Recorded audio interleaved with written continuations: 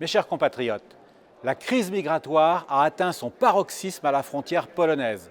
Le tyran biélorusse Loukachenko a organisé l'afflux de milliers de migrants illégaux qui lancent à l'assaut de notre civilisation.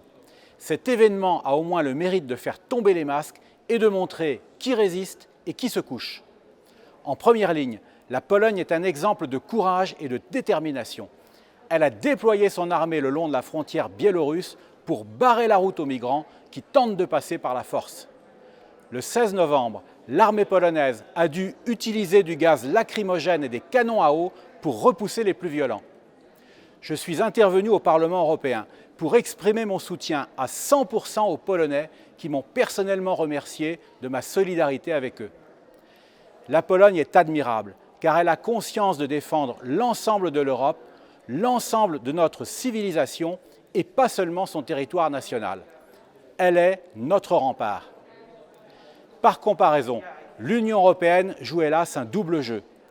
Officiellement, elle soutient la Pologne en décidant des sanctions financières contre la Biélorussie.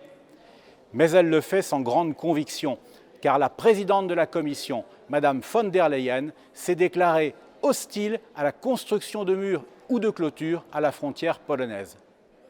Il est évidemment contradictoire de condamner d'un côté l'organisation d'une submersion migratoire et de refuser de l'autre le moyen le plus efficace d'y faire face. En réalité, l'Union européenne joue un double jeu. Elle est fondamentalement favorable à l'immigration. En 2015, le commissaire à l'immigration de l'époque, le grec Avramopoulos, déclarait que l'Union avait besoin de 50 millions de migrants à l'horizon 2060. Cet objectif est manifestement toujours d'actualité, comme le prouve la publication en septembre 2020 par la Commission du scandaleux pacte migratoire européen. Les Polonais l'ont bien compris et c'est pourquoi ils refusent l'aide de Frontex, qu'ils considèrent comme une agence d'accueil des migrants. Cette crise migratoire confirme donc que nous sommes à la croisée des chemins. Soit nous acceptons la montée en puissance de l'Union européenne et nous livrons nos frontières et notre civilisation à la submersion migratoire.